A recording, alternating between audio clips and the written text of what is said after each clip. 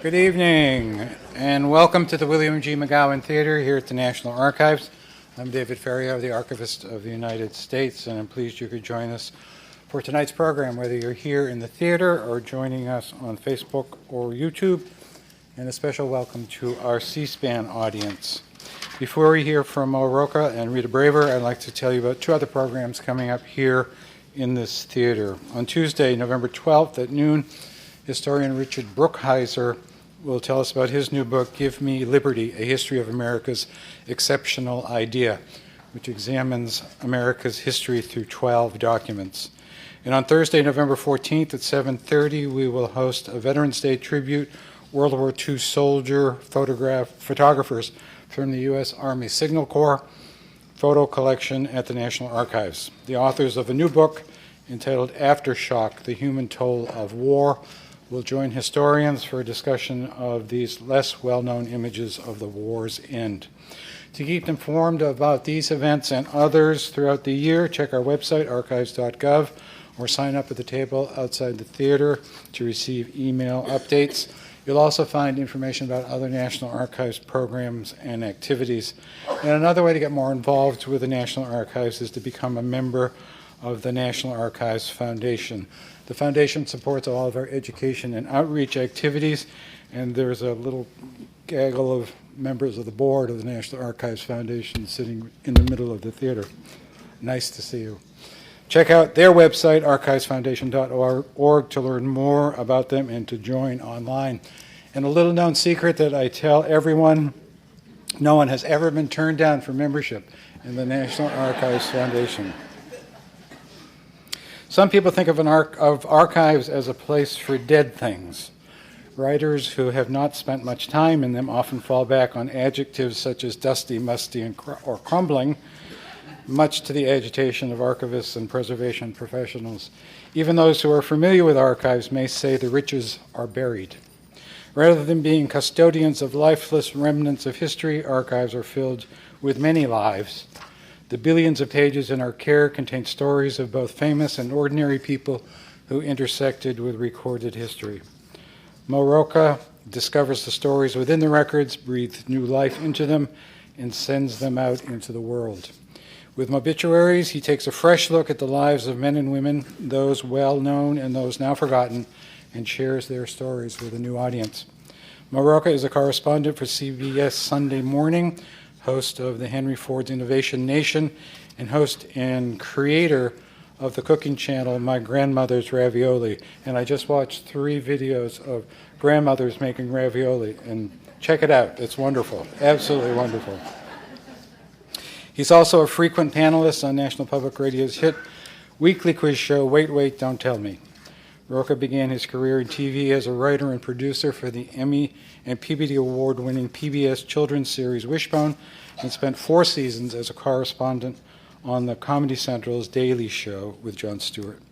As an actor, Mo starred on Broadway in the 25th annual Putnam County Spelling Bee, which I saw. He's an author of All President's Pets, a historical novel about White House pets and their role in presidential decision-making. No comment. Rita Braver is a national correspondent for CBS Morning, where she reports on everything from arts and culture to politics and foreign policy. Before joining CBS Sunday Morning, Braver was CBS News Chief White House correspondent for 4 years and spent a decade as CBS News Chief Law correspondent. She won 9 National Emmy Awards and received the Joan Barone Award presented by the Congressional Radio and Television Correspondents Association and the Star Award from American Women in Radio and Television. Ladies and gentlemen, please welcome Mo Rocca and Rita Braver.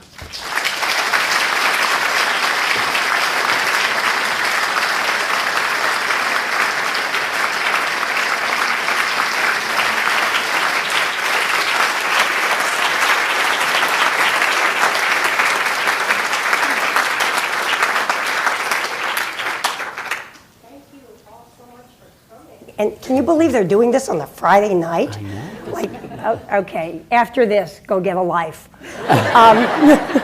This is a hot thing to do in Washington. I mean, I guess this is what passes for wild in Washington. Right, We both exactly. grew up here.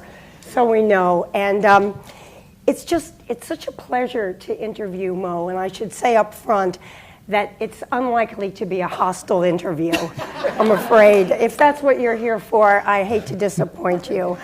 And we are going to get to this great book called Mobituaries, very clever.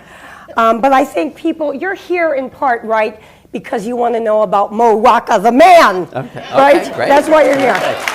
This is your life. So you grew up right in Washington, outside of this city. I did. I grew up in Bethesda. You were a suburban kid. That's right. I was a city kid. You were a city kid. I was a city kid. I took the bus in Massachusetts. What were you like as a kid? I was a shut-in for a lot of it. I watched a lot of TV. By the age of 9, I memorized a TV guide. Granted, this was pre-cable, so there weren't that many channels. But I loved TV until my parents just basically threw me into the backyard because they said, you got to get outside, you need to get some sunlight, because the woman across the street thought that they had only 2 children when they actually had 3 children. They really thought. My middle brother Larry, he said he had a younger brother, and Mrs. Barnett said, oh, right, yeah. And then I spent a lot of time in the backyard teaching myself gymnastics, as one does. Right. So You went to Georgetown Prep. You may have heard of it. The same school as Supreme Court Justice Kavanaugh went to, and I just wondered if your experience was similar to his there. Well, I will say that during my confirmation hearings, it got a little contentious. It never went to the full Senate. I had a great time in high school. What I mean is I loved my teachers, and I'm very grateful that my parents sent me to Georgetown Prep. I had a great experience with the Jesuits. You have... I wish I could tell you something that would help my book if we made headlines here. Nothing to report.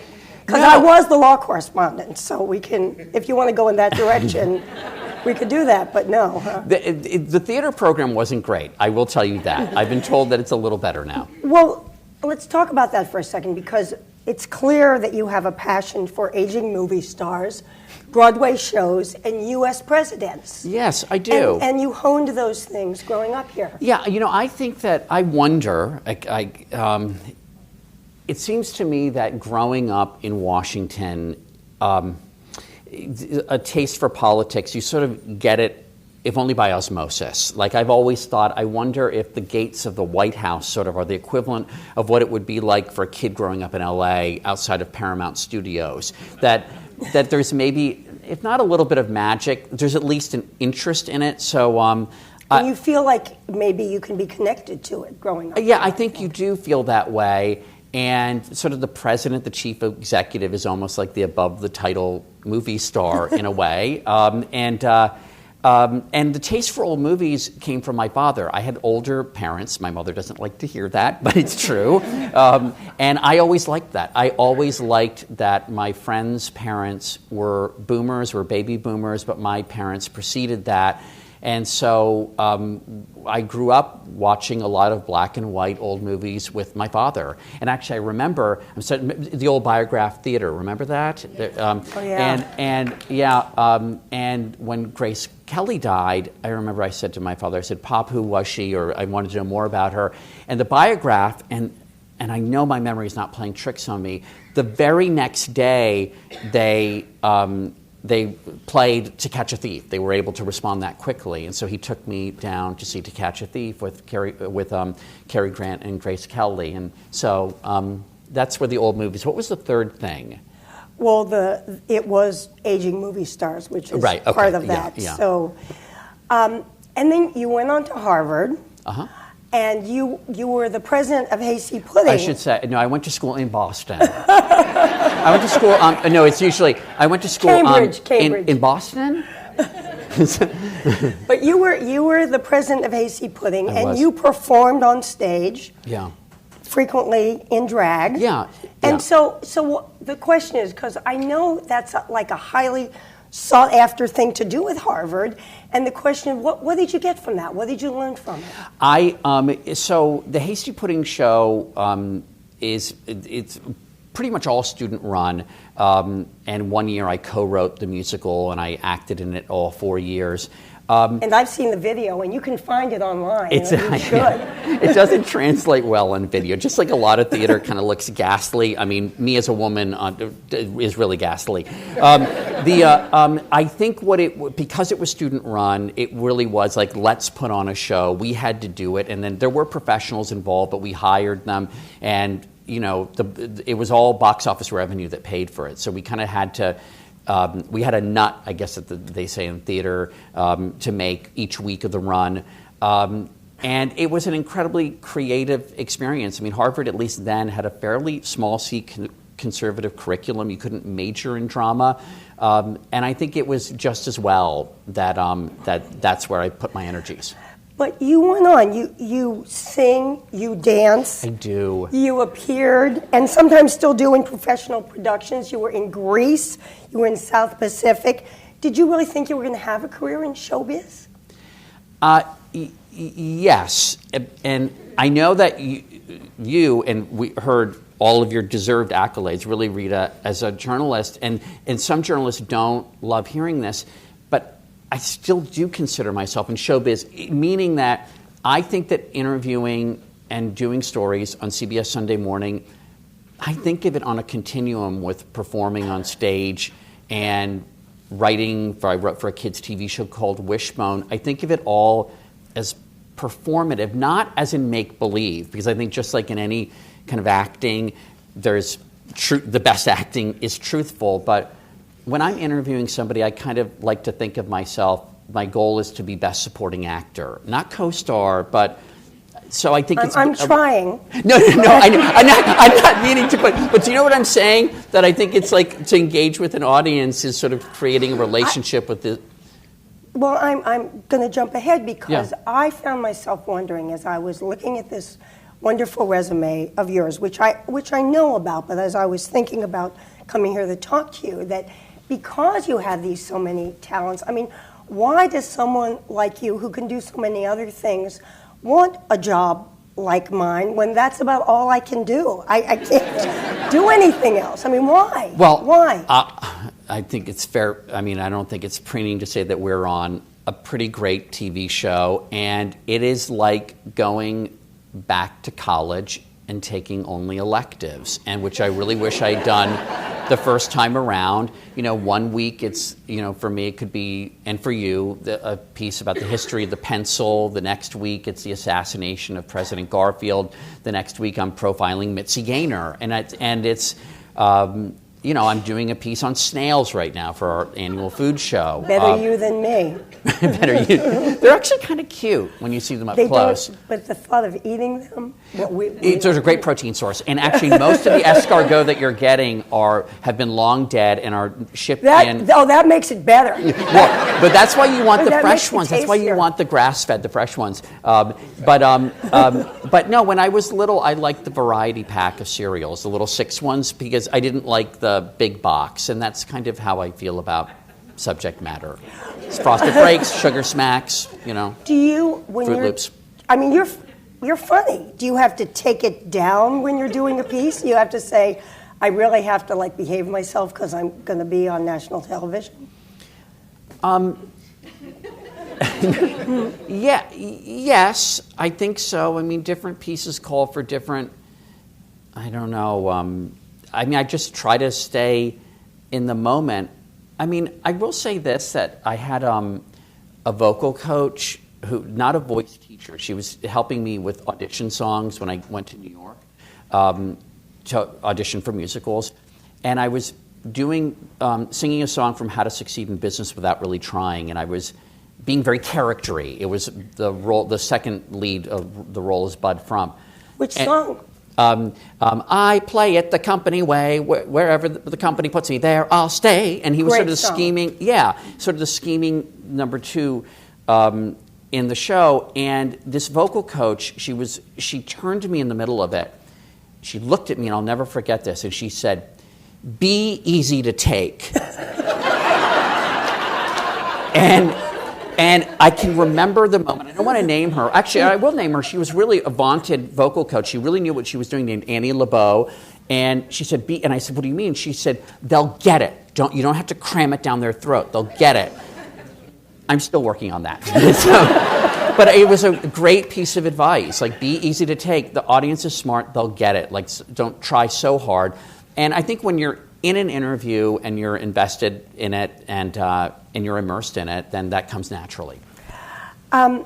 So under the auspices of Sunday Morning and CBS, you started a podcast called Mobituaries. I remember when you told me about this, I said, you see dead people. Well, I'm glad you didn't that was all I could think. I'm glad you didn't say mobituaries. Is this just stuff you want to complain about? Because that's what my friend Bill said to me. It's stuff you bitch about. I always wondered if you just thought of the title first and then you had to do something with it.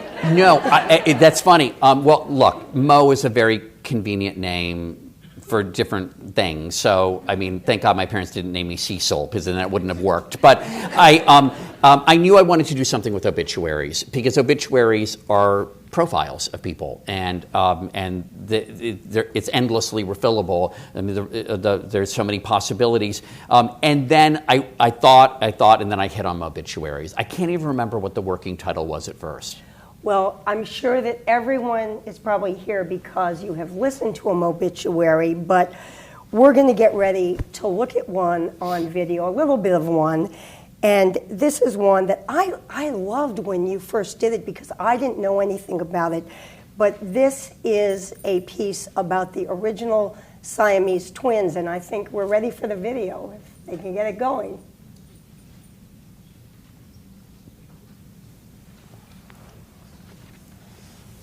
This week on Mobituaries, the original Siamese twins, Chang and Ang Bunker. The brothers were born in Siam, now Thailand, in 1811, connected at the sternum by a 4-inch-long band of flesh. At the age of 17, they set sail for America and became two of the first celebrities of the 19th century. They would have been on Celebrity whatever, People magazine. They are an early kind of version of ultimately what would become known as a freak show, a traveling freak show. The boys will do somersaults together. They can do backflips. How did they learn to do a backflip? Well, they learned it on the ship. Okay, during calm seas, presumably. Yeah, calm seas. But it's when they settled in the mountains of North Carolina that their story gets really interesting. They didn't want to spend the rest of their lives on display. They were normal young men who wanted to have a family. The twins married 2 sisters, and between them fathered 21 children. And then the outhouse was down the hill, so it's obviously gone. And the outhouse, do we know what the outhouse looked like? You know, because We know it was a 2-holer built for the twins. I meet some of the descendants of the twins who reunite every year in North Carolina to celebrate their legacy. Is he on the Chang or the Ang side? Ang. And he must be the youngest bunker here. Yeah, he's 8 weeks old. Oh my gosh, look at him! Today's bunker family members tell me their ancestors' extraordinary tale of grit and courage. They are the ultimate immigration story. America was always the beacon of the place where somebody could come and build a successful life. And they came here with nothing. Hey.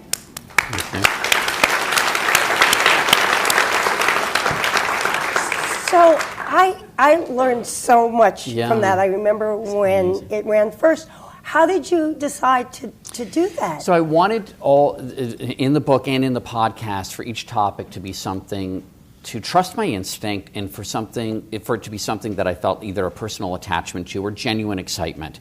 When I was little, there were 3 things I think that would always excite me or get my attention: quicksand, tarantulas, or hearing about conjoined twins. I'm serious. If you heard about the birth of them, you would want to see them. I think there's something in us, hardwired in us, a curiosity about that kind of an unusual... Some of us. Right. Well, no, and my mother, listen, with the podcast, she said that she wasn't sure she wanted to listen to it, and I'm glad that she really ended up liking it. I loved their story because they were essentially indentured servants. But how did you find out about them to know to do this? Oh, how did I find out about them? I found out about the reunion that takes place every year, the Bunker family reunion, and I thought it sounded interesting, and so we looked into it, and then started reading Yunta Wang, who is the scholar, the author that's featured in that preview, read a summary of his book, and I also found it intriguing, by the way, that they're from Mount Airy, North Carolina, or they settled there, which is the home of Andy Griffith, which was the model for Mayberry. And Mayberry is seen as the quintessential American story, but I think they are the quintessential American story because they come over, they're immigrants, they're indentured servants, they win their freedom. They are pull yourself up by your bootstraps. They are some of the first entertainers in America. They settle down against all odds. They marry sisters. They have all these children, and then they own slaves. And that was the part of the story that you're with them, and then it's like you hit a brick wall and you think, oh, I wanted to love you completely. And yet it makes it a more important story, and I think it makes it a more American story. The good, the bad, and the ugly, all of it. Do you generally think of one of the Mobits in terms of a TV story first or a podcast first that you're going to turn into a TV story? Does it have a podcast? I mean, we want to, it's something that's going to be satisfying at 30 to 40, maybe even 50 minutes. I mean, some have been close to an hour. And interestingly, the longer ones have done better. I know we're in a culture where we think, oh my God, no one has attention spans. Everything has to be really, really short. It's been really heartening that our first season, the 3 most popular ones were the 3 longest. Wow. Do you have a process for building a podcast that you do each time, or is there a kind of way of doing it, or is it changed from? It's changed from it's a very small team. Megan Marcus at this point is the main producer, and she's fantastic, and I work very closely with her. But I think we've been trying, after we've laid down a few interviews, to decide what is the central question that's going to be answered. With Audrey Hepburn, for instance, I knew I had a couple of different personal connections. I had worked at Macy's at Herald Square in 1992 when she walked by my counter a few months before she died, and the floor fell silent. People were like, oh my God, it's Audrey Hepburn. Even if you had cell phones back then, you wouldn't have shoved your hand in front of her face. You knew not to do that. But I had noticed that with the rise of social media that she was trending regularly. And I thought, what is it about her? Can we answer that question? That why she, who was a big star, but her career was only about 14 years long. There were other stars that were bigger than she was who aren't remembered in the same way, who don't persist. It was that dress and Breakfast at Tiffany's. That's definitely part of it. I think it's in the eyes. I think that there's a yearning and a gratitude. And her 2 sons told me, they said it was almost starving to death in Nazi-occupied Holland that gave her this quality that punches through on the screen. Studios tried to imitate her. They found other actresses that were beautiful and talented, and they didn't have the same effect. I was going to wait and do this a little bit later in the conversation, but one of the clips that we have actually pertains to that Audrey Hepburn Mobit. So I think if our video people are ready, we could roll the second clip. We think. Here we go. From the New York Times from your inauguration. Were you aware that the day of your inauguration, Audrey Hepburn died? No. You didn't know that? No. You did not know It didn't. Look, I didn't. It was a fairly busy time. I didn't sleep for 2 days. But look, you drove her down. She didn't even get on the front page. She got a little reefer here in the little box. Audrey Hepburn is dead. She was only 63. Yeah, I remember that. I remember how young I thought she was. I didn't think about it being my inaugural day. Yeah, and then they put her back here. But it's a nice spread. She was amazing. I loved her. I loved Roman Holiday. I loved Funny Face. Sabrina, I loved Breakfast at Tiffany's. So I love Sabrina. I like the remake because I like the first one so much. the But I have remake. to say, that's what I love about these, because you're thinking you've got a story about Audrey Hepburn, and suddenly there pops up Bill Clinton. The book is full of these wonderful little surprises, and sort of besides being all these interesting stories about interesting people, it's kind of a weird tour through Mo Rocca's mind, which is probably the reason I liked it so much. And there's a whole section in the book that's so great about people who coincidentally died on the same day. You want to give me some examples? Yes. I have them down here, but you know them. Jim Henson and Sammy Davis Jr. died on the same day. Too much talent on one day. They should have spread it out by a day and gotten their own news cycle. That was unfortunate. Mahatma Gandhi and Orville Wright died on the same day, and obviously Mahatma Gandhi. It was 1 year after independence from the British Raj, from the Empire, and it was an assassination. So of course it was a banner headline. Orville Wright lived 45 years past the first successful flight, so he was down below the fold. Annette Funicello and Margaret Thatcher died on the same day. And I kind of, and they both had very eventful lives, and I kind of like to imagine sort of a Freaky Friday sort of thing, like in the afterlife where they switch places and Maggie Thatcher stars in How to Stuff a Wild Bikini, something like that, which was an actual title of an Annette Funicello movie. Right. So, Orson Welles and Yul Brynner. That is an interesting I think it is. And Yul Brynner died of lung cancer and actually taped a message to people, an anti-smoking message. So I think that was a fairly new thing back then to do that, and so his death sort of dominated. Not that it's a competition, but it kind of is. And that happened recently. Rip Torn and Ross Perot died on the same day. But also Michael Jackson and Farrah Fawcett, and poor Farrah. Poor Farrah. I mean... And I had to do... It shows you how we work in our program. I got the Farrah obit to do for Sunday morning that week. And others got, like 4 or 5 other people did Michael Jackson stories. Well, but thank God you were doing that, because Farrah was great. I mean, I have this theory that I think audiences are smart and can see into a person if they've been in the public eye for long enough. And I think there was a reason that Farrah Fawcett, we liked her long after her pinup days. I think that there was something really decent about her and the way she dealt with her cancer at the end. And, and cutting off her hair in public. I mean, she could have hidden away. And obviously Michael Jackson was a bigger story. But Farrah, I wanted to give her some love. With Farrah, we also knew she'd been sick, and with Michael Jackson, it was a big surprise. Right, exactly. We kind of jumped ahead, and so I didn't get to ask you the question that I wanted to. The big question about this book, because I've said what I have thought about it, but you tell us a little bit about why you decided to write the book, and for people who are going to read it, give us a little sense of what's in it. Well, it's different kinds of death, and I wanted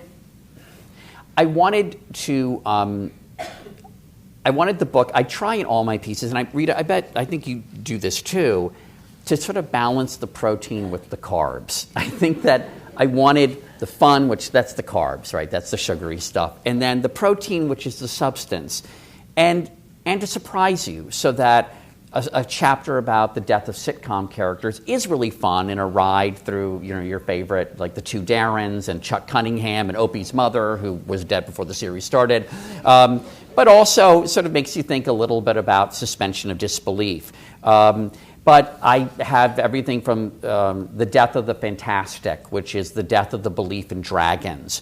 I was reading a Tom Paine biography. Tom Paine is also in the book. Death of a Forgotten Founding Father, a very underrated founding father. And I found a parenthetical that mentioned that in 1735, Carl Linnaeus, the Swedish botanist, went to Hamburg, which was then an independent city-state, now part of Germany, for an exhibition of a 7-headed Hydra. And everyone in Europe was talking about this 7-headed Hydra in 1735. It was like a Picasso show at MoMA. I mean, it was a mob scene. And he showed up there and went, this isn't a 7-headed Hydra. It's a bunch of snake skins sewn together with a weasel skull and feet and some monkey gut stuffed in. It's not real.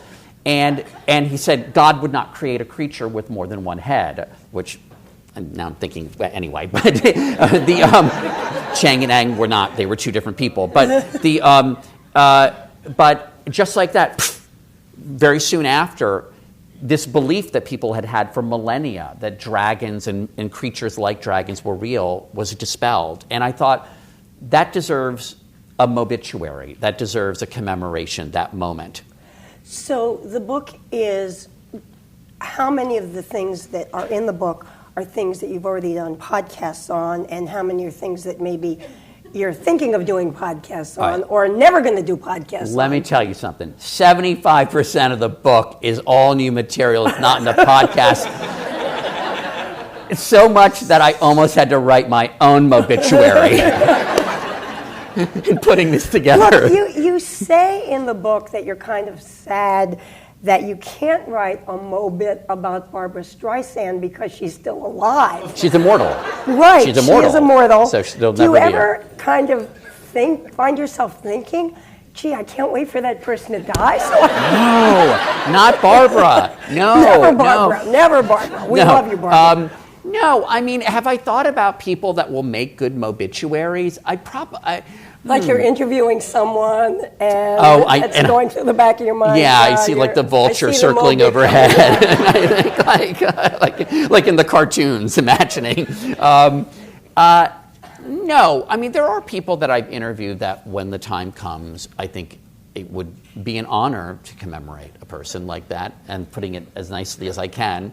But because I love that person or think that person has an extraordinary story. Do you ever start to do a mobit on someone, and I think we've all done this with profiles we've done to people.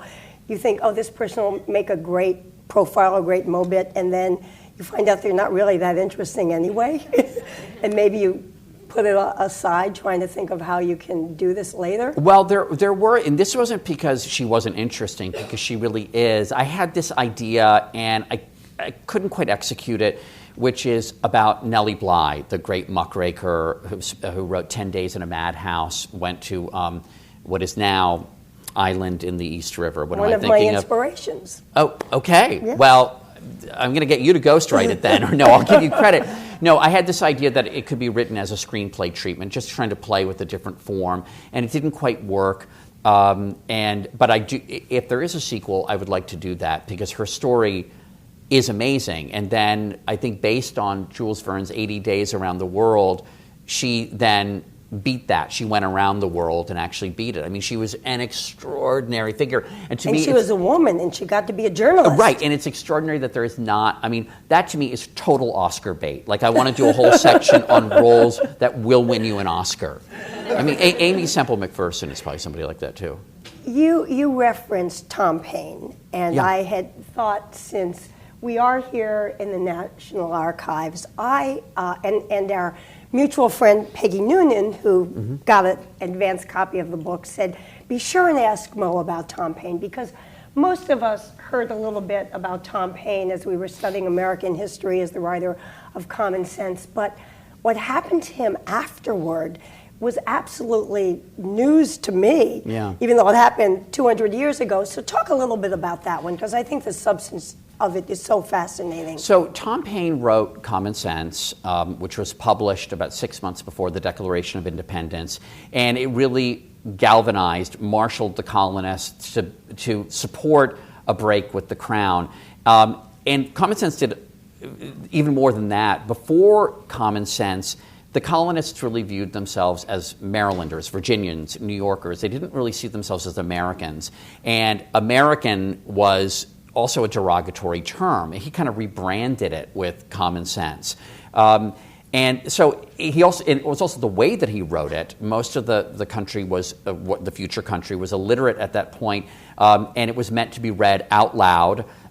It sold, I mean, there are varying estimates on it, but it's a pretty safe bet to say that based on the population at the time, it's the biggest selling American publication in history. And yet, when he died, only 6 people showed up at his funeral. 3 were the housekeeper and her 2 children. And the obituary at the time, the very paltry obituary, read in part, "He had lived long, done some good, and much harm." And in the book, I give sort of PR advice on how he could have been a first-tier founding father. One of the things he did was when he went over to support the French Revolution and was thrown in jail because he was a man of such conviction, he was against capital punishment, and the Jacobins loved that guillotine. I mean, cutting off heads with a real crisp efficiency, and so he was thrown in jail, and the other founding fathers wanted nothing to do with him. They didn't help him. So he wrote an open letter trashing George Washington. And then he wrote Age of Reason, where he refuted the divinity of Christ. And so, I mean, father of his country, son of God, I mean, you got to know your audience. And so he was alienating everybody, even though most of the founding fathers were deists, as he was, and agreed with him. But what I found, talking to one of his great biographers, is a lot of it. He had one setting. He was a revolutionary. The other founding fathers were revolutionaries who became statesmen, who eventually worked the Georgetown cocktail party circuit. I mean, they knew he had one setting. He's the guy at dinner where you just want to say, like, okay, I get it, but can we not talk about the issues? Right? Like, can we just give it a rest? Can we just talk about reality TV for like 10 minutes?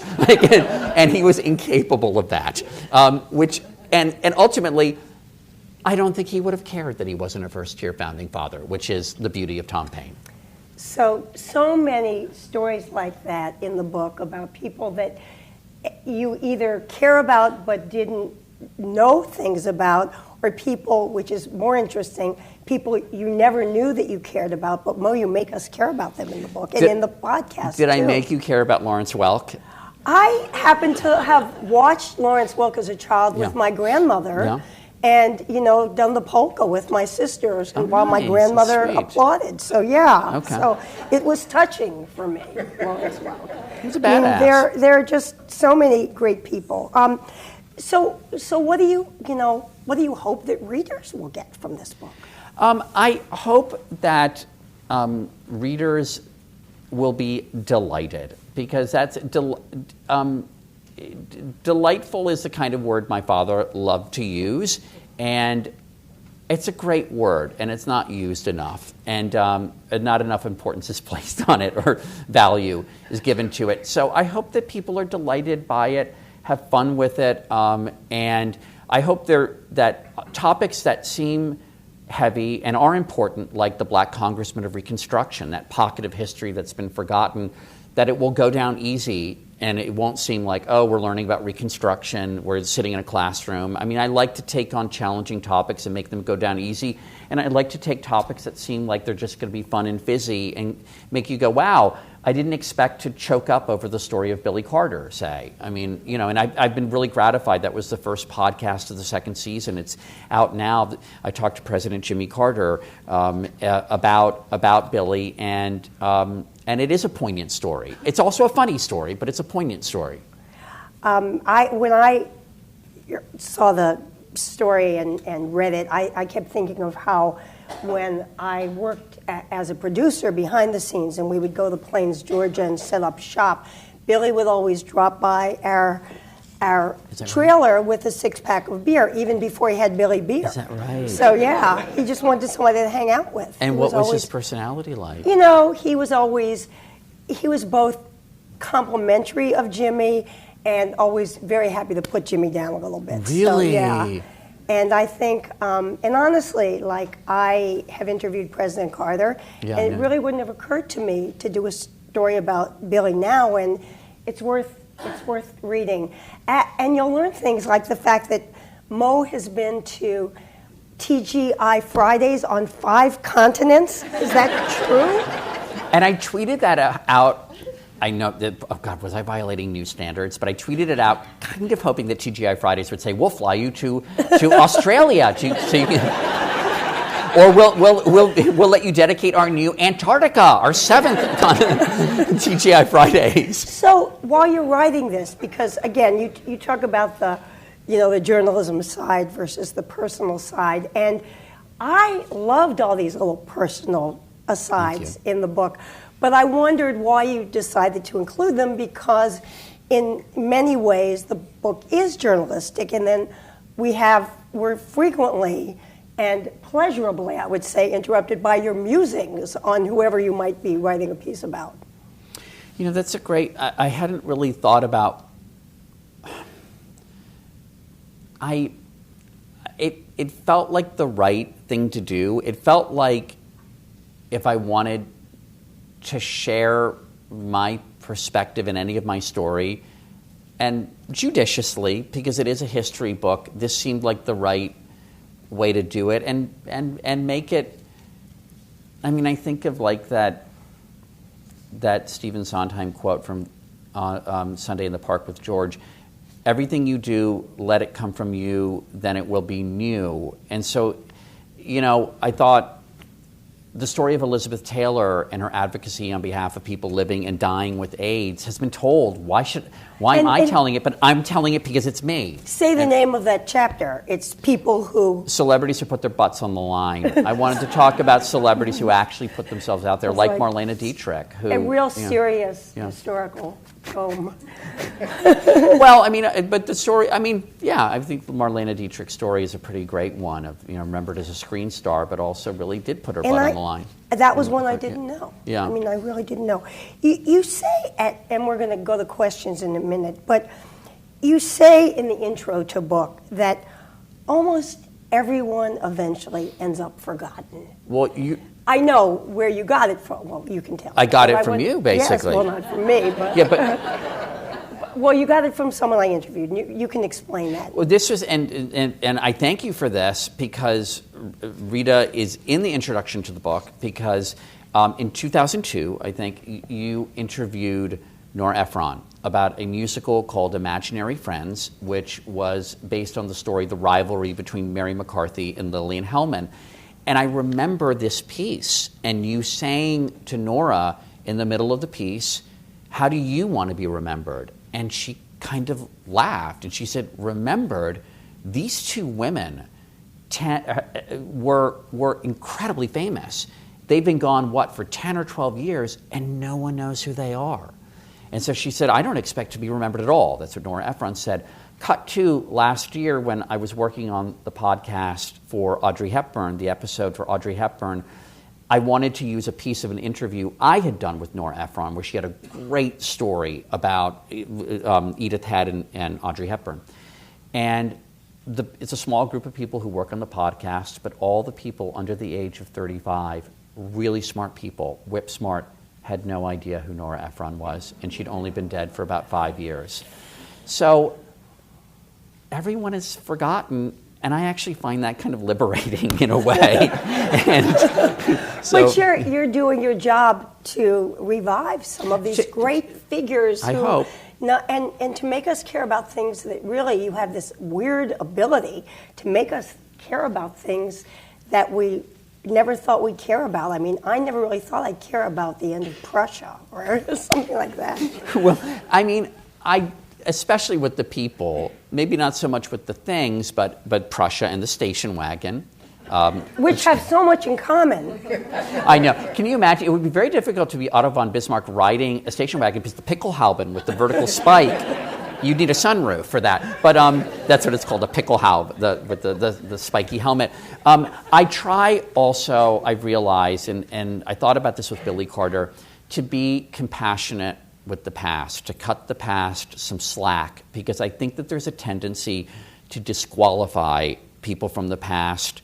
And I talked to, here's a name drop I'm happy to do, name drops, with David McCullough and Doris Kearns Goodwin for a piece that will re-air soon. It was preempted on the East Coast a few weeks ago.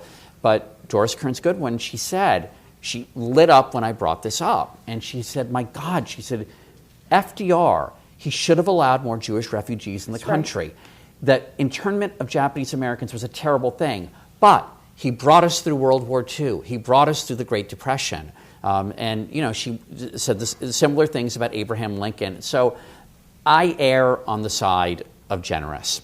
And I think maybe that's also the influence of Sunday Morning, our colleague Mary Lou Teal, who actually got to, and you knew Charles Kuralt also, right? Yes, yeah, very well. yeah, of course you did. But Mary Lou had, and I didn't get to meet him, but Mary Lou said that Charles Kuralt said, you know, it's okay to like the person you're interviewing, and that's, I feel like I like all the people in this book. And that's the joy of Sunday Morning, too. Yeah. We can do that. Right. We can do that.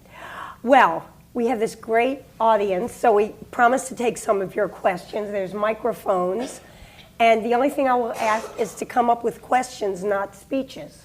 That's going to get the biggest round of applause. Please, I love questions. Please, come on. Come on. Someone's making his way out. While he makes his way out, I'll ask you a quick one that I'm sure that everybody asks you. In this book, we obviously know you have a soft spot for Audrey Hepburn. Is that your favorite?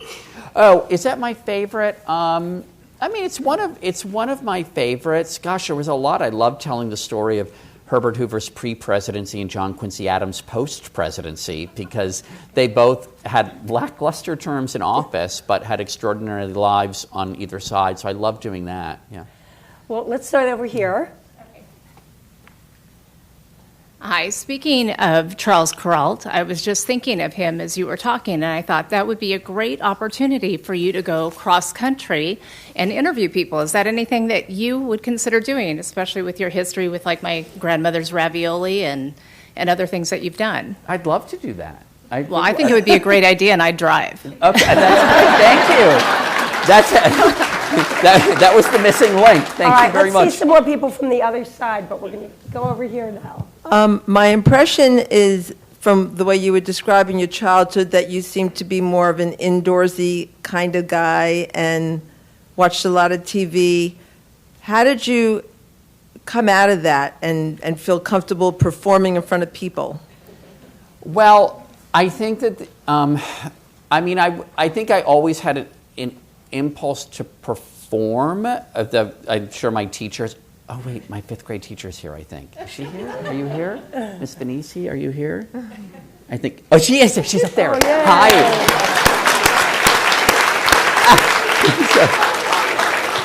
No, I had Mr. Kapuznik in 6th and you in 5th. But anyway, I was in the mixed 5th, 6th, right? Anyway, so the, I always, she can vouch for this, but so I would call it performance. Others would call it disruption. Maybe fueled by sugary cereal. But yeah, I think it was, I'm glad, I'm fortunate that my parents encouraged me to perform. I started doing local theater here in the DC area with something called the Bethesda Academy of Performing Arts. And that really took energy, the large amount of energy I had, and it channeled it, I think, in a productive way. I loved it. It was an extraordinary, putting on shows and performing. And I performed at the Post Office Pavilion, which is no longer the Post Office Pavilion, when it first... Some of us Washingtonians still call it the Post Office. Okay, all right. Okay, I performed there for its inaugural in the mid-'80s, in sequins, actually. The tapes have been burned.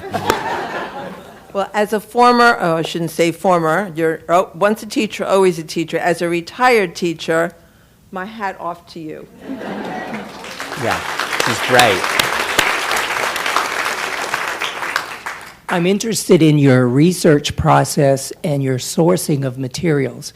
In terms of the research process, I assume the journalism side of you has trained you to work on deadline, but I would think the actor side of you makes you get lost in these characters, and how do you sort of balance that to get the product out? Well, there were a lot of YouTube holes, I'll tell you that, that I went down,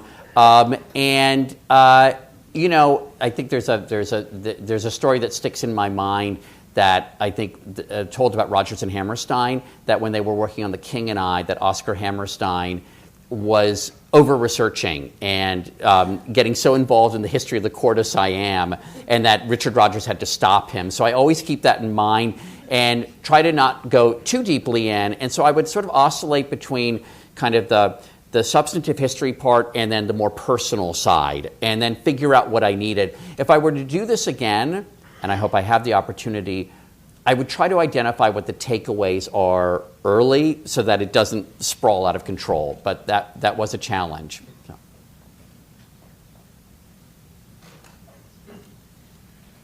So, Rita, my speech will be less than 20 minutes. My guest tonight wasn't able to make it, but I was asked to ask you, Mo. There's a story in Mobituaries about a relative of yours and a trumpet that we should hear about That's very nice. tonight.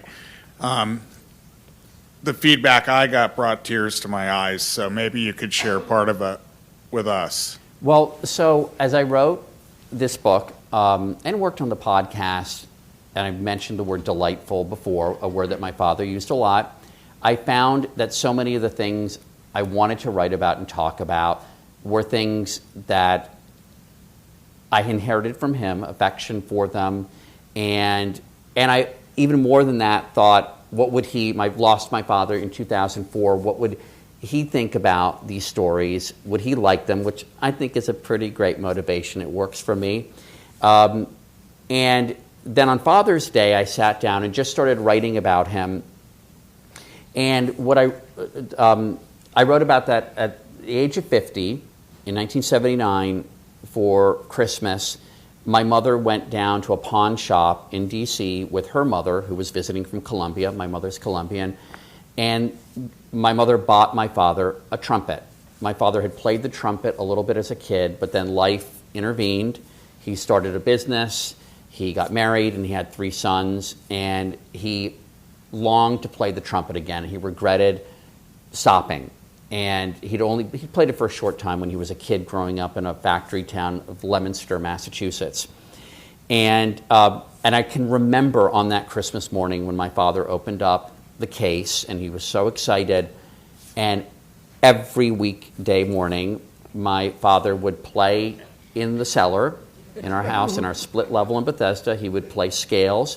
He had taped on the wall Xeroxed sheets that were telling you how to improve your embouchure, which is how the trumpeter's lips form around the mouthpiece. It's really, really hard.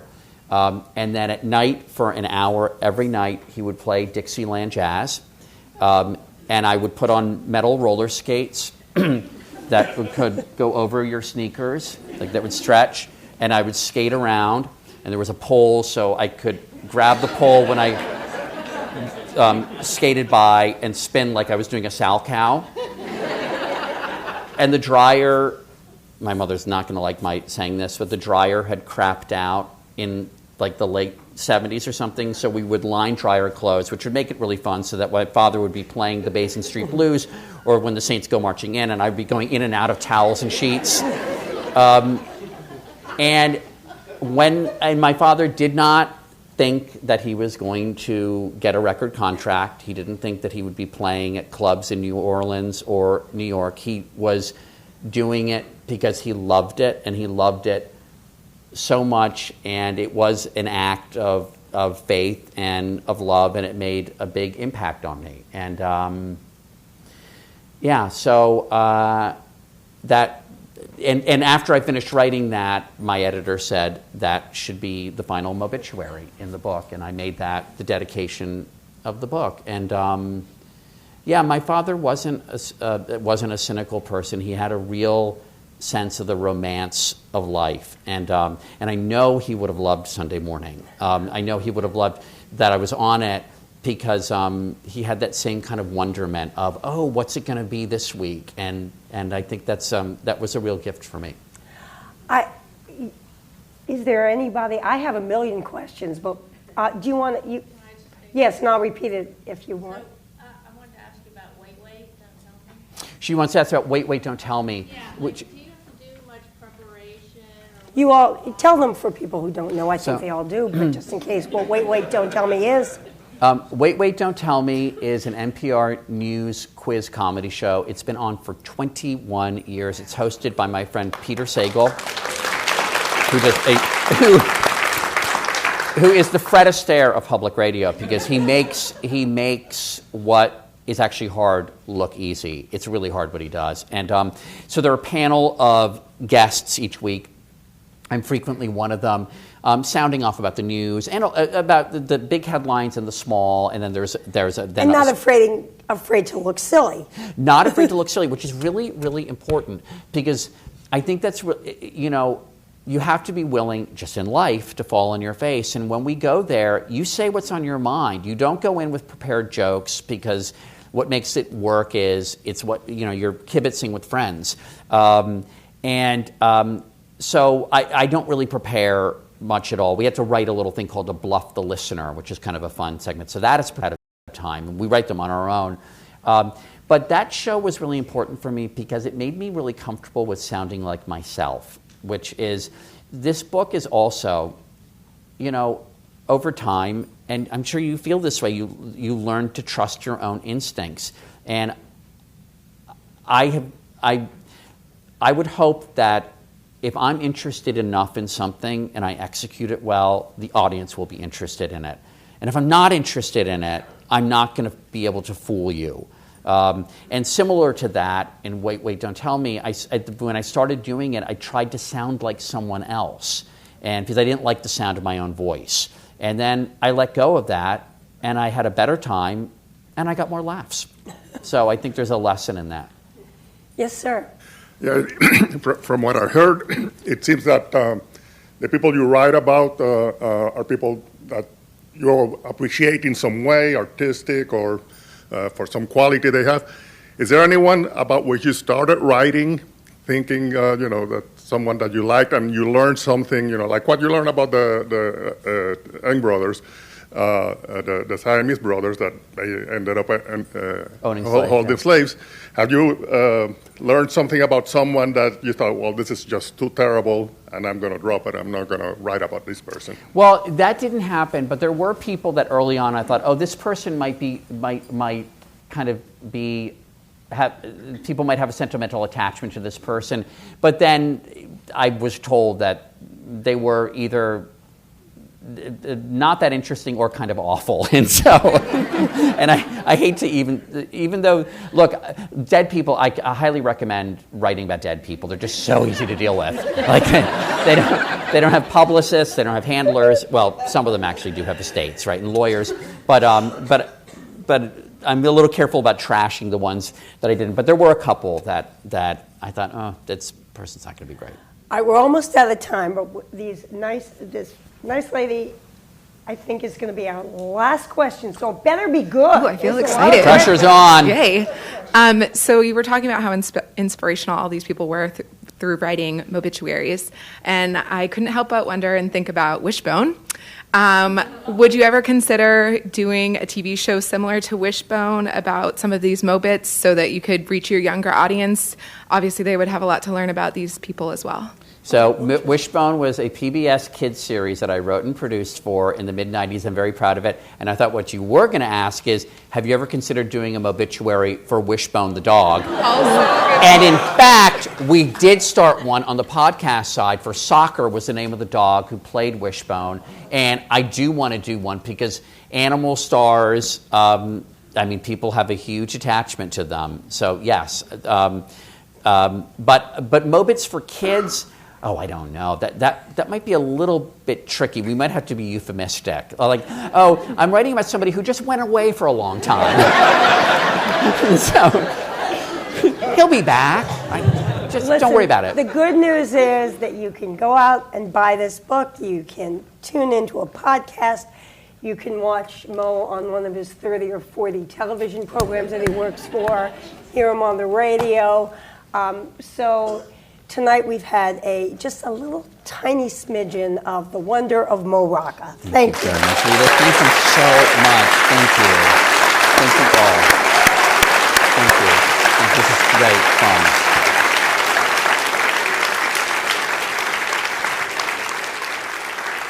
And I think Mo is gonna sign some books too. Huh? Yes, there will be a book signing right out the doors in the theater lobby. We'll see you out there in a few moments. Okay. Great Thank job. you. That Thank was you so terrific. much. Oh, it was Thank so you. much fun. Appreciate it. Thank you. And it's so nice of all these people to come out on it. Yeah. Yeah, very nice. I need you. I'll go out there. That's okay. Yeah, of course. What Please. is this? This is a first day cover for Weren't you the White House correspondent? I was. When Clinton was in? Yes. Yeah. Where would you like me to start? Just